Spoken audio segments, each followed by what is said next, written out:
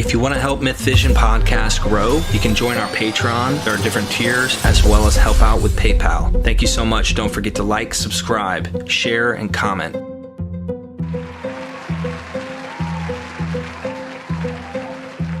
We are Myth Vision. Welcome to Myth Vision Podcast. Your host, Derreck Lambert. Got a head full of butchered hair under this hat.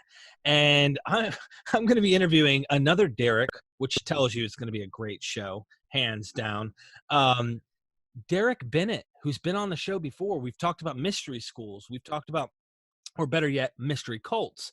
The idea that a religious view or these type of movements exported into the region in which these people started to practice strange things that are foreign to Judaism. But anyway, he is an author and an author of the book Addictus. You can find that in the description, as well as a Patreon to help contribute to what he does. He puts blogs all the time on Facebook, but also is going to put them on his Patreon for you guys to see some stuff you're never going to see in Sunday school. You really have to scour and know where to find some of this material to find how he patterns mystery schools, mystery cults, Christianity, and sees syncretism, all sorts of amazing stuff. And with that being said, I think you're possessed by Satan, the devil, and Lucifer all at once today or something like that? Yes. I am really feeling the Holy Spirit right about this moment. But it's all bad. It's all bad. It's like Arnold Schwarzenegger says in True Lies, but they were all bad. That was awful impersonation. You did better than I could. I do the get to the chopper, you know, turn but this I can't. off now. I completely understand. We Don't agree. Stay with us. Stay with us. Lord. What are you bringing? What do you've given me a hint. So what is going on, Derreck?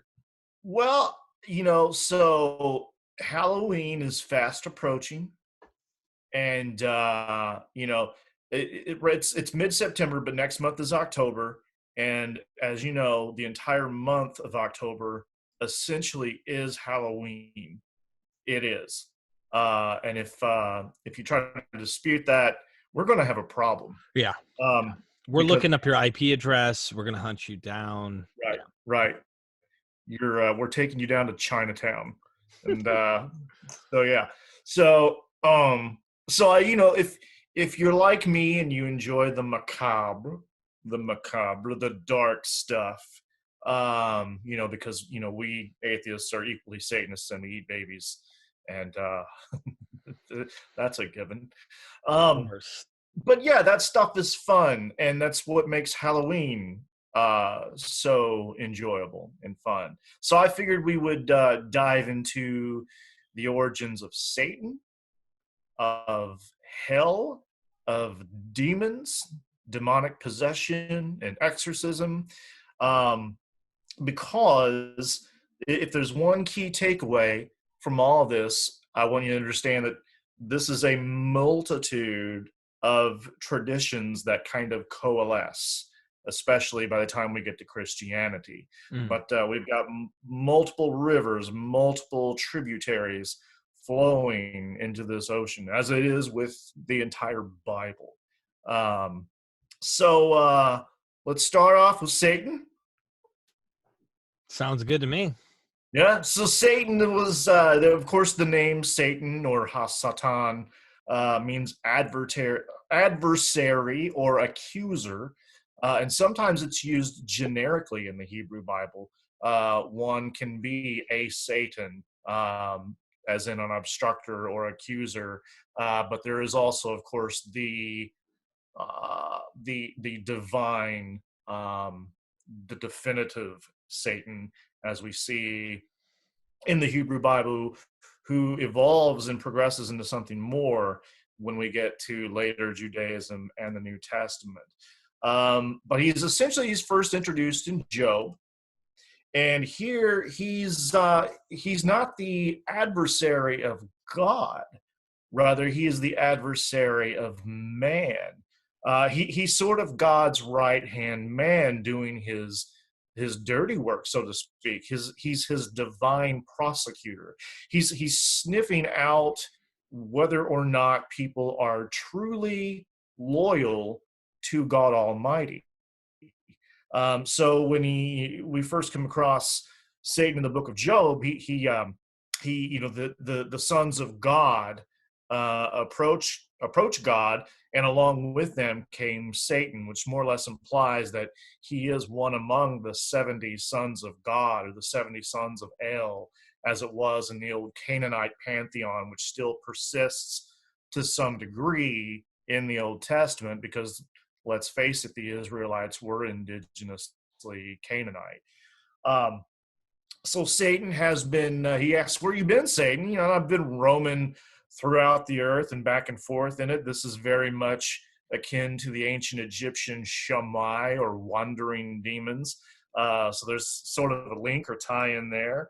And what Satan does is he metes out tests and punishments as God allows. So, and there are even verses where, Satan was at God's right hand, or at his right side. Again, he's part of the divine assembly. He's not the embodiment of evil. He is simply, as we've said, the accuser, the adversary of man, who does God's dirty work. It's not until the post-exilic period. So that's the period following, of course, the Israelites were taken into captivity by Babylon. That forms much of the backdrop of the Old Testament. All of the mourning and grief and bewailing of that period in history. But then later the Persians come busting in under King Cyrus, and the Jews are liberated, and they're allowed to go back to their homeland and rebuild the temple. And among the Persians was the religion of Zoroastrianism, which Cyrus himself was a Zoroastrian. And you can see in the writings that stem from from that period on, the impact of the Zoroastrian faith, of religion, on Judaism. And it's during that post-exilic period that Satan becomes equated with Ahriman, who was the evil anti-god in Persian Zoroastrianism. He was the opposer of the wise Lord Ahura Mazda, and he represented chaos and evil and had his own demons and so forth. There was this cosmic dualism between good and evil, the sons of light versus the sons of darkness. That's where a lot of this stuff comes into play, again, in later Judaism and in Christianity. So in the younger Avesta of Zoroastrianism, we see Ahriman tempts Zoroaster by promising him sovereignty over the whole world, very similar to the gospel narrative between Jesus and Satan. Ahriman was the creator of vermin, snakes, and scorpions. So we see in Luke chapter 10, verse 18, the use of snakes and scorpions by Satan. It's a telltale vestige of Zoroastrian influence and Ahriman. And of course, in the end, Zoroastrianism had a whole eschatology, that is, end times schema, which we see come into play, and of course, later Jewish texts in the Old Testament. And Ahriman will eventually be vanquished. He will be cast into the river of molten lava, where the righteous will pass through this molten lava unscathed, but the wicked will be burned. And Ahriman will go into the lake of fire, a river of molten metal, and there he'll be vanquished, much like Satan in the New Testament and Revelation. So very interesting sort of evolution of the character of Satan, how he begins and how he ends as a result of the sort of historic influences of the time and religious syncretism. That is fascinating. I mean, it just shows you that using the Bible to interpret the Bible doesn't work out so well, number one. If you really want to know what some of this stuff means or where it comes from, you want to investigate outside. You want to look beyond. You don't just want to stick to your canon, but also showing evolution within the narrative. It kind of can, in a sense, put dates to some of these things. You kind of go, well, hold on. The older you go at something, Satan's pit bull of God, he's actually doing God's will, like in a good way. Later on, it's almost like he's fighting, on the bad guy's team. It's really strange. You kind of see implications with that in the divine council as well. It seems like all the sons of God were all good. They were part and parcel of the creation narrative. They were there and helped them create man in their own image and all that kind of stuff. And then what ends up happening, it seems like they got corrupted. And this is where I think we start rabbit trailing into later on traditions that become fallen angels and all that cool stuff. But I love this. This is interesting. I really do. And modern Satanism, I was talking to Dr. Price, isn't even what a lot of people think. They get all afraid when they hear it. They don't even realize most of these guys don't even believe in a Satan. And he says the ones that do and actually worship him as a god, he said they're just idiots. Like they're just idiots. So I think that's funny. Anyway, I'll shut up, man. No, you're good. No, as I understand it, I've got a friend or two who is a Satanist. And as I understand it, it's really more of a humanist movement than anything, because of the sort of anti-humanistic proclivities of Christianity, where you're taught to look down on yourself as a dirty, rotten sinner. Modern Satanism is trying to see us in a better light. So it's not about it's not about eating babies or sacrificing them or cooking them or anything inherently evil. Interesting bit about the fall of Satan. We see the first sort of snippet of that in Isaiah 14, where it's not about Satan, it's about the fall of the king of Babylon, which is made expressly clear in verse 14. I think it's Isaiah chapter 14, that is. But even that is framed by the astrological myth of Venus, or Hallel. Venus was the bright and morning star, the light bearer, Lucifer, if you will. But then the light bearer, Lucifer, is cast down whenever the sun rises. So Venus's, or Hallel's, attempt to usurp the throne of God Almighty, it doesn't work out, because the dominating, glorious and powerful sun rises and Venus is washed away. So that's where some of this astrological sort of personifying or allegorizing natural phenomenon comes into play. So that's another interesting little tidbit there. And it's not until even later works, such as those found in the life of Adam and Eve, that you have this fully fleshed out story of Satan's fall from grace and his being kicked out of heaven. So that's not really explicitly ever told in the Bible. Christians just kind of assume that it's there. Everyone tends to assume that it's there, but it's not. Kind of like there's levels in hell. Everyone doesn't really, like Dante's Inferno didn't take that became as important as scripture to a lot of Christians. So today they talk about, well, in hell, there's a special place for you. And it's like, what do you like? You start getting confused, and it's easy to get confused when you don't know Hades and Gehenna, and you see Tartarus and these terms that are Greek in nature, which aren't just places. They're the names of actual deities. They're gods. And so it's like, what the Hades is cast into the lake of fire? You mean a place is cast into another place, or is it a being? So you start getting into some strange, interesting concepts when you start digging into this stuff. And I, as a Christian, never for a moment thought Hades. I just thought hell, because Hades is hell. We're all like, okay, Hades is hell, and hell is a place, and it's a place where Satan and his pitchfork and his little demons rule, and they stab their little bad guys who didn't call upon the name of Jesus. You evil person, I can't believe you didn't believe in this loving God. He's so much love. And Just being Yes, unconditional love means being burnt for eternity in a lake I'm of just kidding. fire. Right. Oh boy.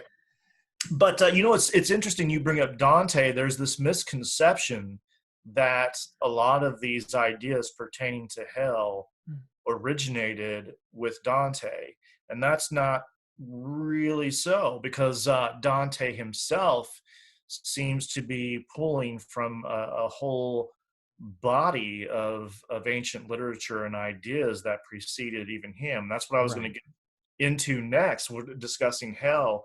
Um, Ancient Egypt. It's amazing how many of these ideas we see already in ancient Egyptian religion. Of course, you had judgment before the throne of Osiris and the tribunal of 42 judges.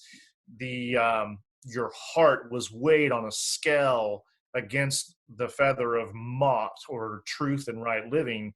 And if your heart was too heavy, too burdened with sin, it was cast into the jaws of this vile crocodile-headed creature, Ammit, and then your body was cast into this lake of fire. Hmm. Already we see the lake of fire in ancient Egyptian texts. There are even little pictograms of these fiery lakes Wow. long before Revelation was written. And another theological point of interest is the idea of the second death. Already you had this idea of being tossed into the lake of fire and suffering the second and final death. Mm. Again, we see this idea replayed in the book of Revelation.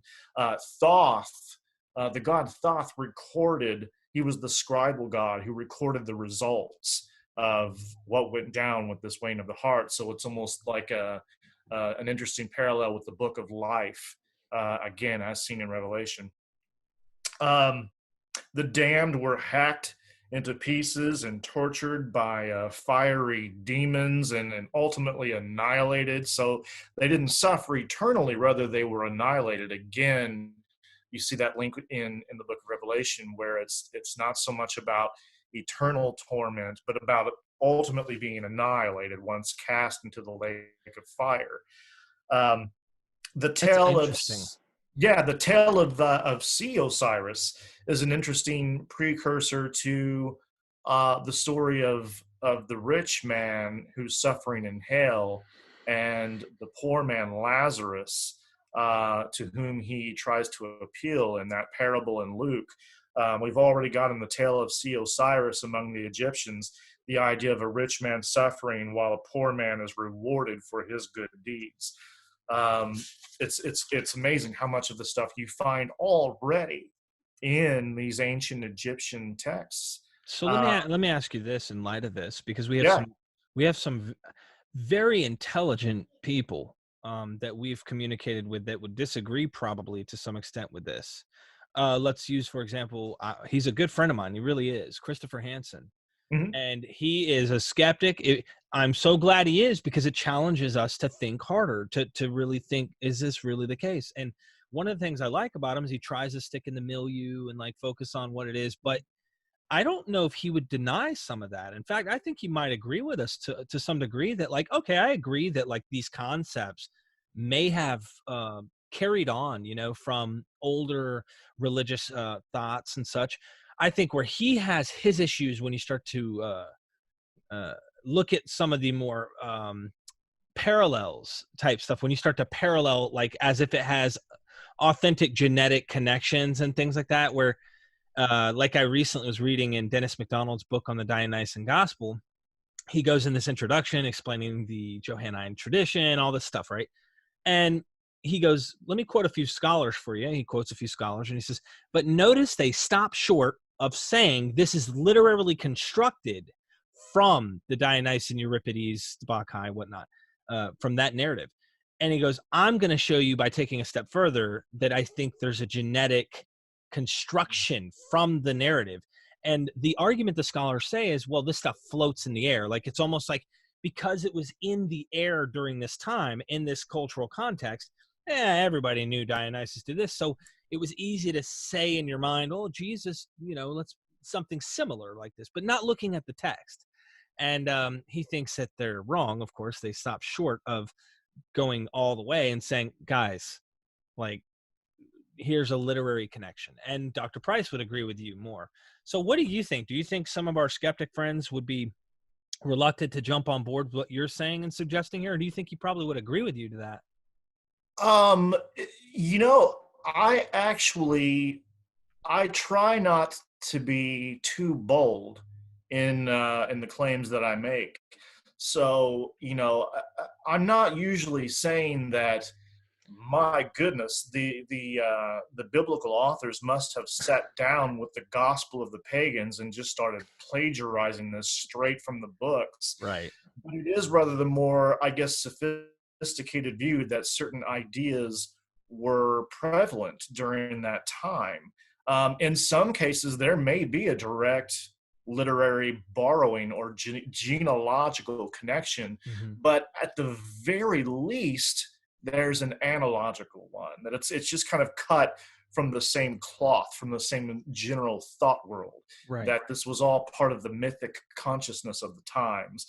That's really, I think that's the least you can say. Mm-hmm. And I think you're out of your mind to doubt that. But I do think where a lot of these people have a problem is that if you're going to draw parallels, they had better be from the immediate Greco-Roman or Hellenistic world. And if you go beyond that, you're just straying too far. So, for instance, if you're going into parallels from ancient Egypt, well, that's a much more archaic, culture, the one where there's this a much greater distance in time, at least. So that's just going a hair too far. I disagree because if you look at the historical context, for one, Egypt ruled Canaan during the New Kingdom period for half a freaking millennium, from the 16th to 11th centuries BC. That's 500 years. And we have archaeological artifacts in Palestine, in the Levant, of ancient Egyptian religious uh, type. I don't know. I'm repeating myself. Religious artifacts. Right. We have Allow myself to introduce myself. But you have these ancient religious Egyptian artifacts in the Levant, in the Palestine, and some of them of Osiris himself. Right. So there can be no doubt that he was known there. In fact, in the Archaeological Study Bible from Zondervan, so these are not atheists with an axe to grind. They talk about the explicit parallels in Psalm 78 with an ancient Egyptian hymn to Osiris, where Osiris rules over the land, and his regent on earth is Horus, just as God ruled over Israel, and his earthly regent was even they admit this stuff, although they put their own apologetic spin on it by saying, but here's why the Bible in particular is special and unique. But they're admitting that this parallel is there. That's from Zondervan. Ancient Egyptian love poetry closely aligns itself with what you find in the Old Testament, including the Songs of Solomon. I mean, if something as mundane as that is found in there, then good grief, what else? And then, of course, there was, as a result of Hellenism, there was the inflow of Egyptian religious practices into the Greco-Roman world. You have to realize that Greeks and Romans looked to ancient Egypt with all the kind of awe and reverence that we today look to the Greco-Roman world. And those links have been established. And of course, that's why the cult of Isis and Osiris was so popular in the Greco-Roman world. We know that Plutarch speaks of them. Surely Firmicus Maternus in the 4th century is still witness to this cult. He never says that it is the cult of Osiris, but it sounds so much like the Osirian cult that there's almost no doubt that that's what he's talking about. Josephus mentions Osiris by name. I mean, there's no doubt that these guys knew about this stuff. And it was during the Ptolemaic reign, during the rule of the Ptolemies, that many Jews flowed into Alexandria. And of course, the Ptolemies ruled over Palestine even during some of that time. So even during the later Hellenistic age, you had these inroads, so to speak. And of course, there's the fact that Palestine itself was a popular trade route between Egypt and these other cultures to the north. So, if you're going to talk about the historical setting and context, if I may speak plainly, there's a real ignorance in thinking that ancient Egypt would not have been pretty impactful. Right. And so I kind of took you on the yellow brick road to show you the Wizard of Oz, but I think it's somewhat in this vein in terms of where Satan and a lot of different deities may come from, or how they evolved and what demons are. I mean, where do demons come from? And I know we're probably not there because you were going to touch on hell, but it makes me wonder, like, I went to church, and we had a church that did the whole thing, like we cast out demons. And what did we do when we went to lay our hands on people who needed demons cast out, or we thought we were going to cast out spirits and demons? We rebuke you, Satan. What? Hold on. I thought I'm casting out a demon. Why am I rebuking Satan to cast out a demon? It's just a Christian. We hear it from another Christian who says it, who laid their hands on someone who's trying to cast out a demon. Demons, Satan. What's going on? Like, aren't they different? Isn't this a different, totally different arena? Why are you saying, Satan, I rebuke you, when you're talking to a demon? I don't know. Talk to me. Well, yeah, it's as I mentioned, Satan, even in Job, he's depicted as wandering throughout the earth and back and forth through it. So that sounds a whole lot like the type of wandering demon concept in ancient Egypt. So in some sense, he's like a demon, but then the lines between angels and demons were kind of blurred back then. So why don't we let's skip ahead to demons. Let's skip ahead. We'll come back to hell. Skip ahead to demons. Highway to hell, baby. So demons were regarded as a source of plague and disease and mental illness in the ancient world, naturally, because we didn't yet have a scientific understanding of this stuff.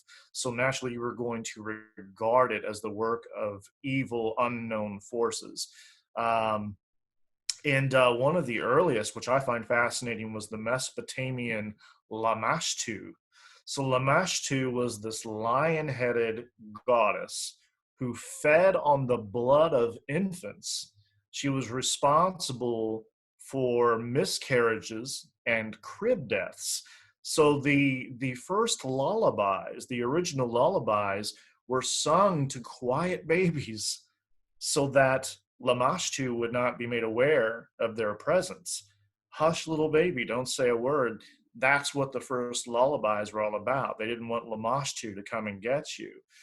And there's this interesting link between Yahweh and the destroyer in Exodus 12, where the destroyer comes in and all the homes that don't have the blood of the lamb painted on the door sneaks in and snatches the life from these firstborn children.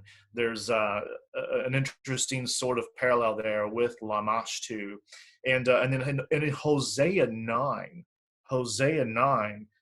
he's reaching out to Yahweh, to God, and saying, give them, Lord, what wilt thou give? Give them a miscarrying womb and dry breasts, talking about snuffing out the life of these children. And again, an interesting parallel with Lamashtu. And also when it comes to the abortion debate, oh my goodness. Pardon me for saying so, but hush, little Christian, don't say a word, for here we have God giving into the will of Hosea by causing women to miscarry and have dry breasts and slaying even the fruit of the womb of the children of Ephraim. Yikes. Wow. But of course it's okay when God does it, because Yeah. he has the right to. So Something ambulance. interesting, real quick, and I want you to keep that in mind. Ambulance. Okay. Do you remember the movie Dragons, or Dragon? It's a Bruce Lee movie. It's like I think his son acted in it. I'm not sure about that, but it takes you into kind of like his story and when he was born as a little kid, and his dad, and somewhere over there in Japan, I believe it is, might be in China, I can't remember, but they have these little lamp light type things they put at the windowsill, or maybe it's not lights, maybe they're these little, like, they almost look like trays you'd put your cup on, and they have symbols on them, and it's supposed to ward off demons from coming after your children. So they have something too. Like every culture seems to be having something as an explanation, a Right, superstitious right. explanation for what happens. It's almost like in one culture, you'll have something that has its counterpart in another culture. So there must have been this free flow and exchange of ideas. And granted, there are distinctions to be made between cultures. There's a whole lot of commonality as well.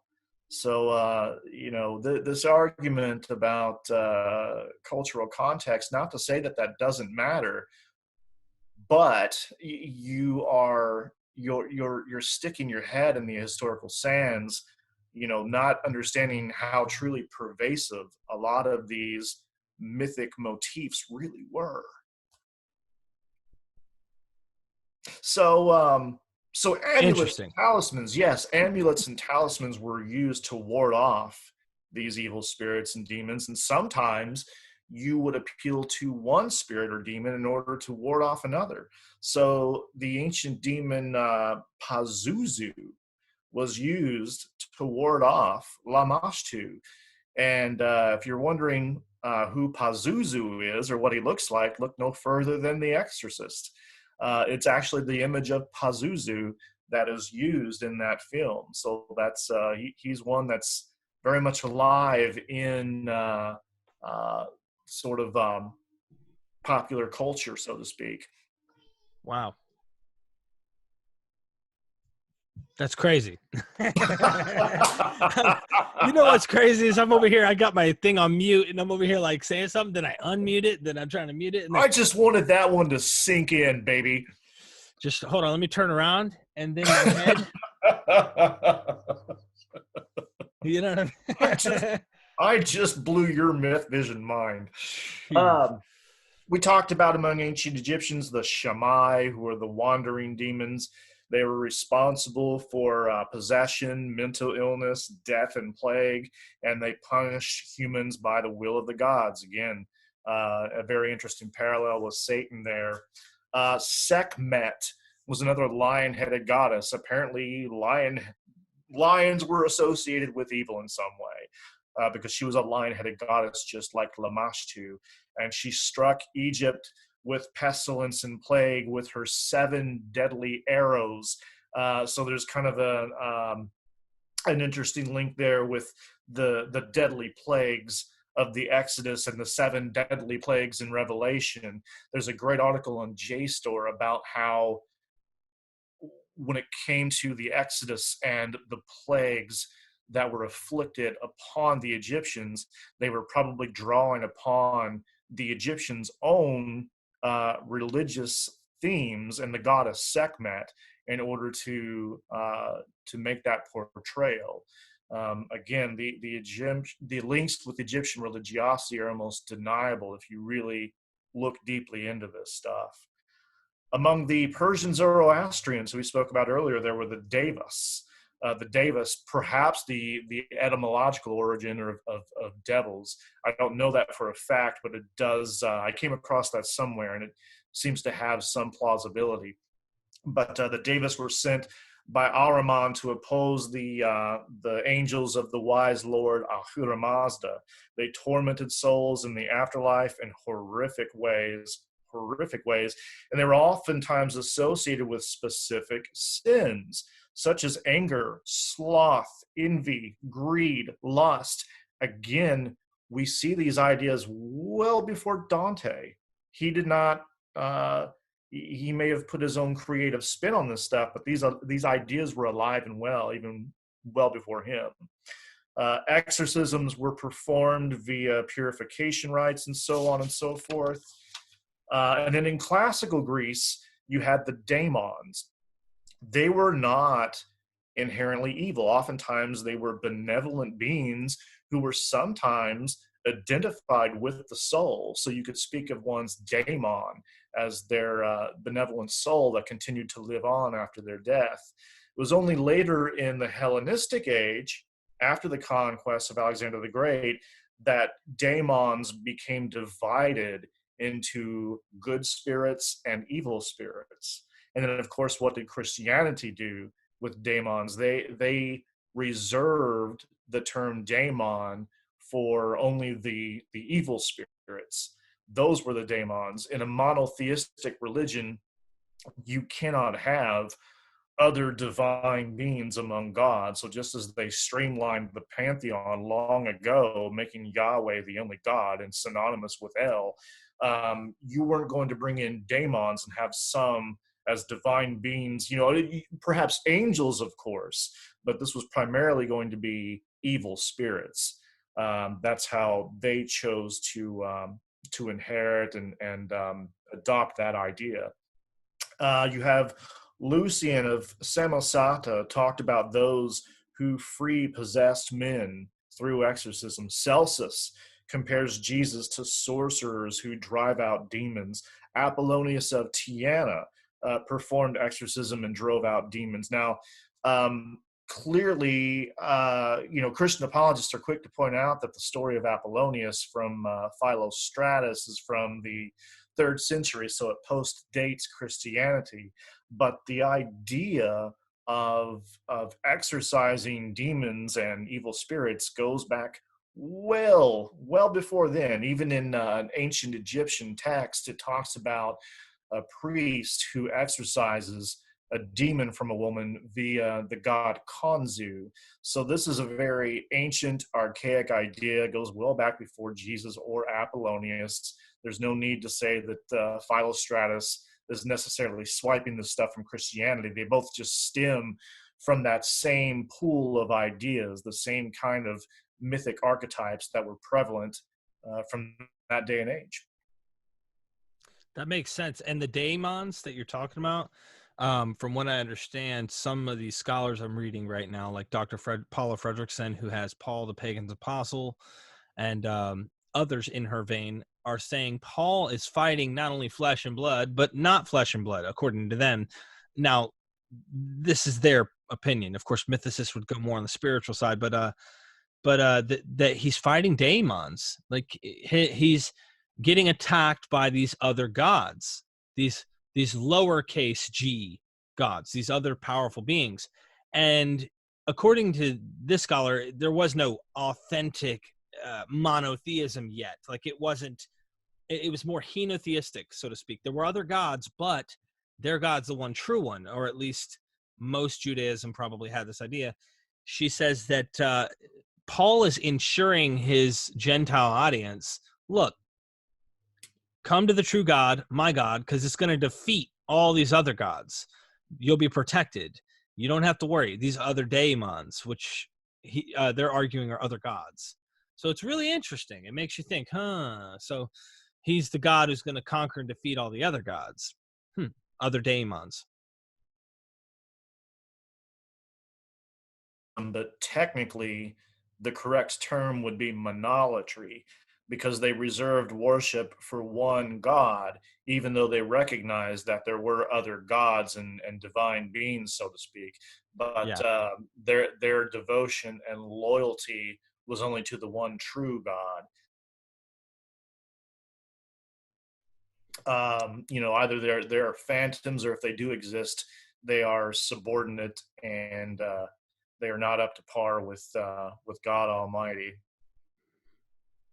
I hear you just fine. Other gods before me. Yes, that's true. That is true.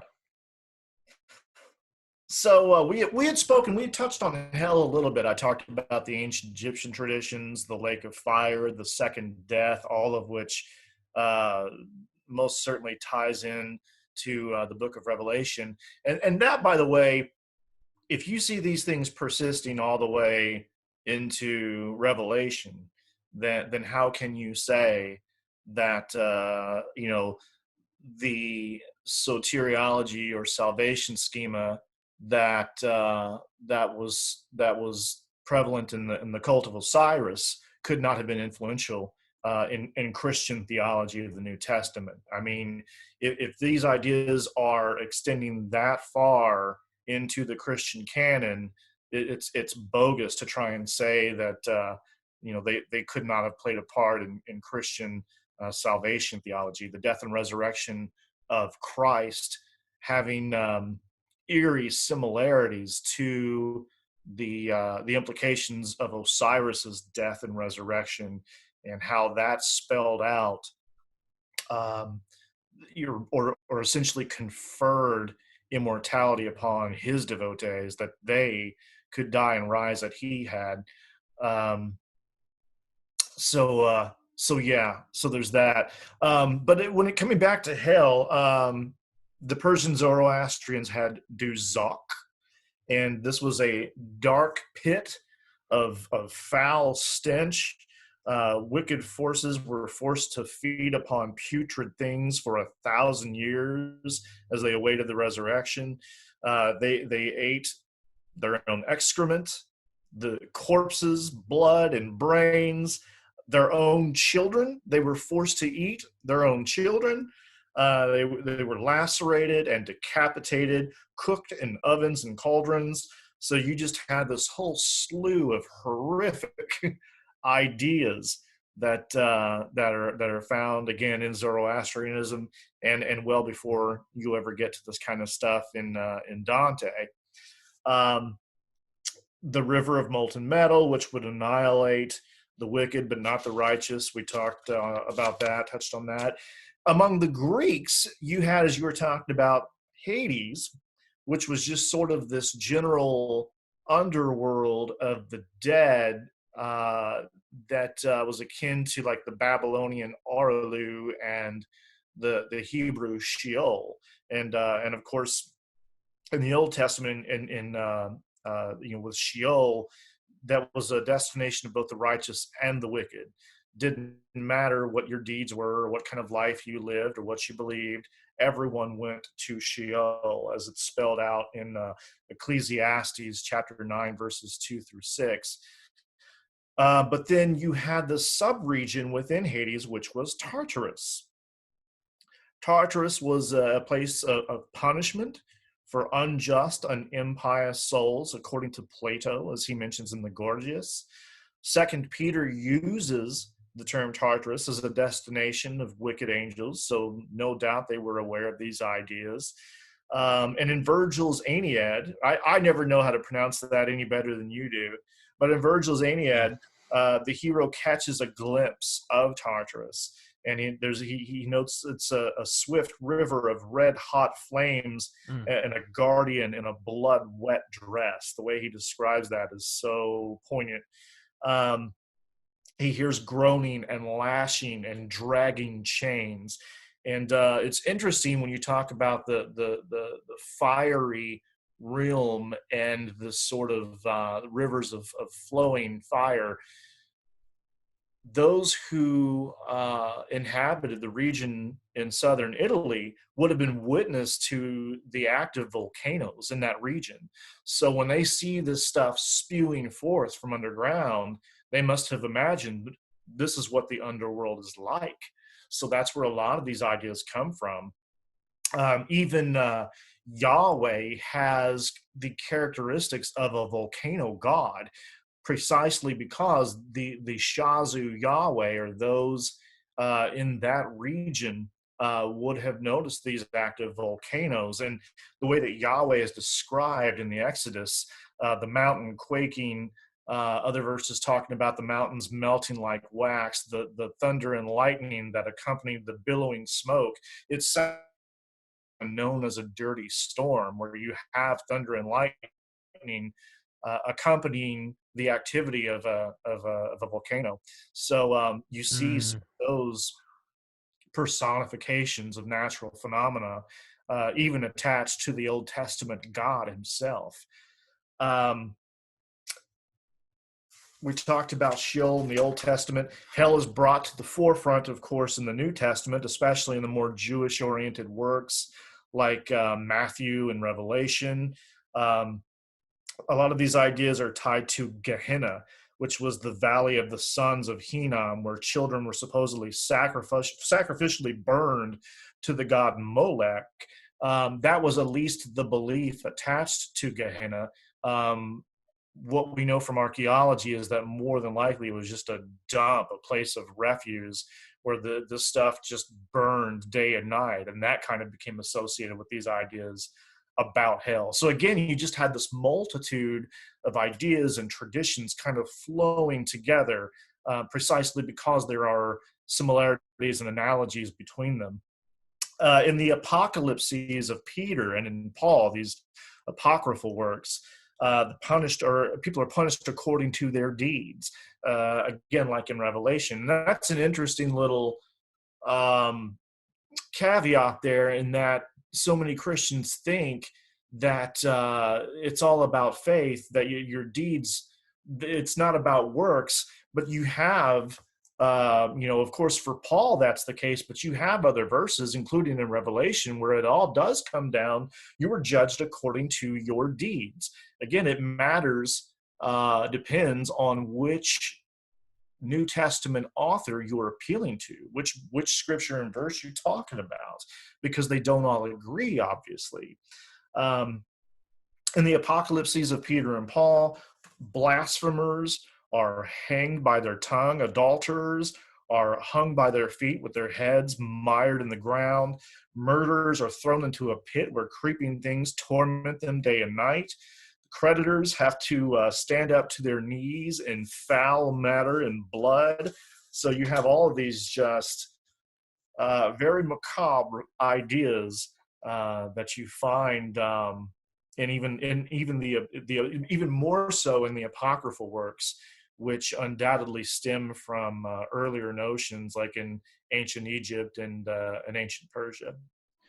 I think this is an interesting topic that you're discussing. It just goes to show the imagination of humanity in general, to warn the current state of affairs in this life of anyone from acting a certain way. It's like, here's a great control mechanism, but not only a control mechanism. Don't just, I know so many people go, oh, this is just a control mechanism. No, no, no, no, no. This is also a way to psych someone out to believing they're going to get justification. Oh, well, he raped and killed my daughter, and I hope one day, well, don't worry. We have a place for him. Well, he'll be castrated twice a day for 6,000 years while eating from the carcasses of rotten, oh, that sounds like it's justification. Cool. He's going to be sucking one day. It's like, for the bad people who got away with bad in this life, they're coming up with a way to make sure they get what's coming to them. And for the good people who have bad happen to them in this life, don't worry. We got a good way where you're going to get good coming to you when you die. It's like, so there's more than one thing. I don't think it's just control, even though it's easily manipulated and used to control people. I do think there's some way of creating satisfaction to someone's mind who didn't get what they were hoping for, or watch these horrible people just skate through life like nothing happened, enjoying their life and destroying other people's. So it's kind of that, I think. Wouldn't you agree? Absolutely. And it's interesting you bring that up, because, the idea of hell and, of course, of heaven was all sort of in response to the kind of injustice that pervaded the world then and still does today. In the book of Job, and you see other theodicies from that period that have very similar themes.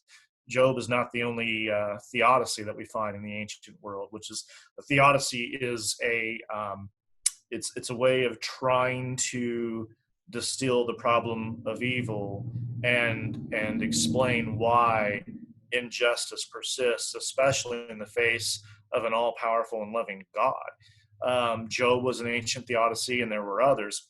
And injustice was a big part of the problem. And what is God's answer to Job? My ways are higher than yours. You're simply not meant to understand. And he's never given a really fully fleshed, sufficient answer other than just, hey, it's just the way it is, and you don't question the big dog upstairs. In Job 41, God brags about being able to actually wrestle the dragon Leviathan, Right.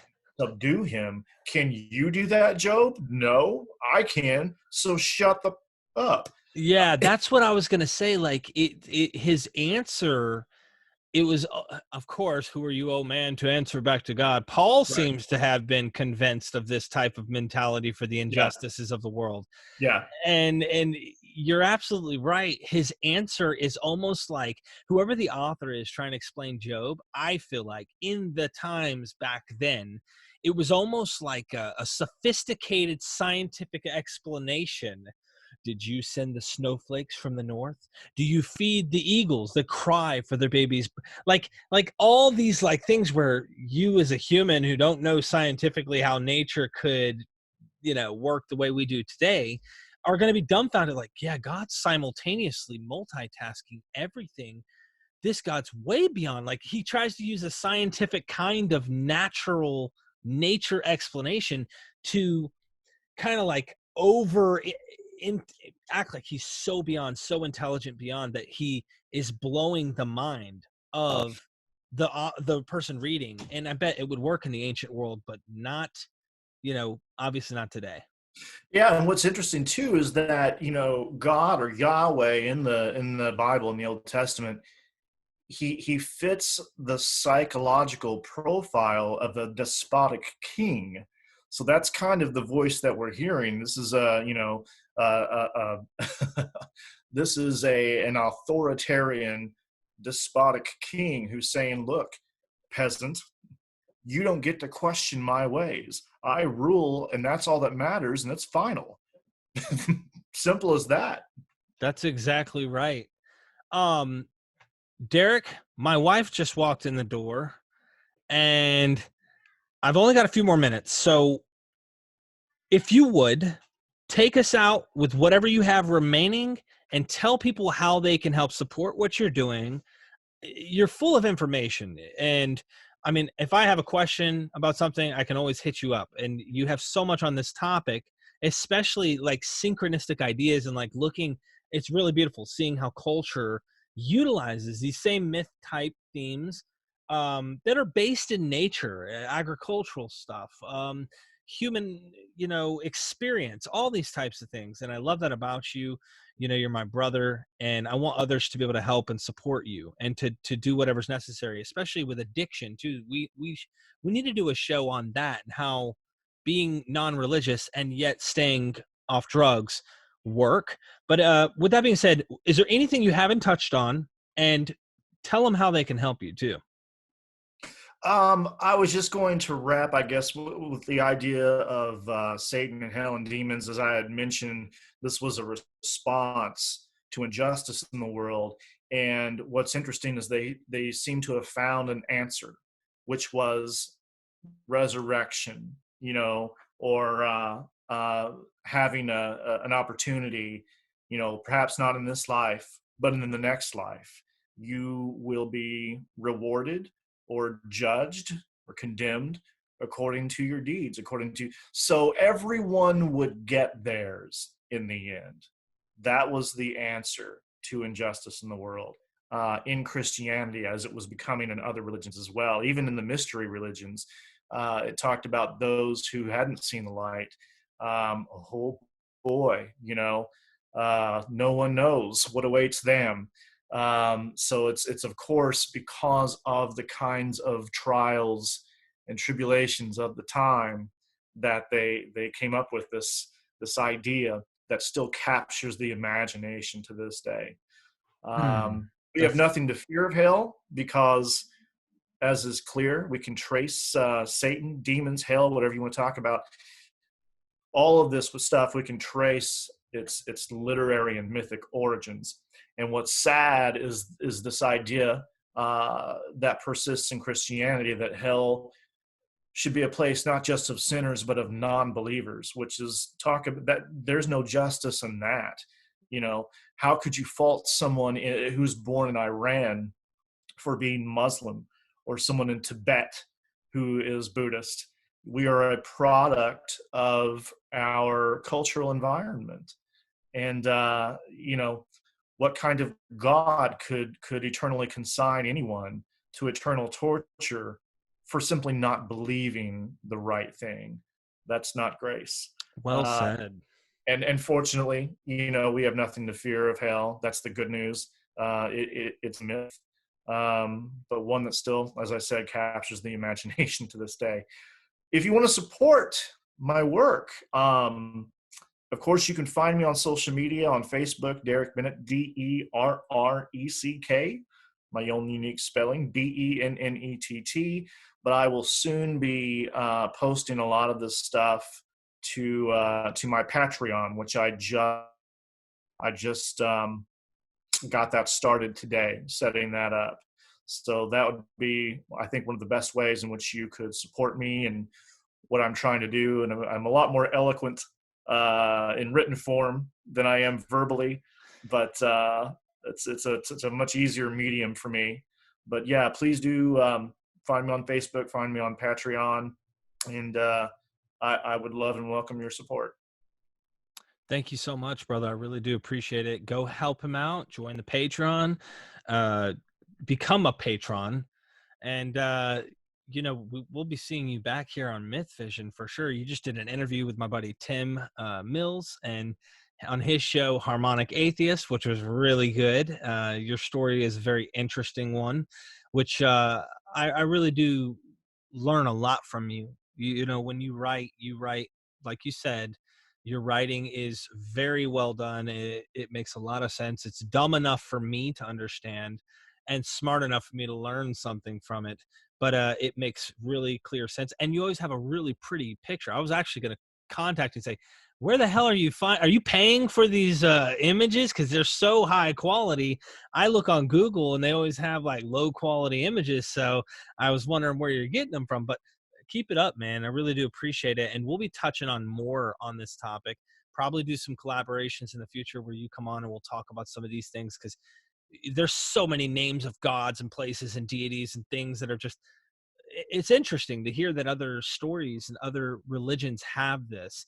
That's what's made me personally see behind the curtain and see there's a magic trick for me, was knowing that it wasn't unique to this one religion, and that this stuff does outdate in prior and existed after the 1st century or the books of the Bible, which really blew me away and said, I had to ask questions from there. And I did. And questions started to come up with answers that led me into more questions, which made me just start becoming more of a skeptic, which is I think, a fair position to hold.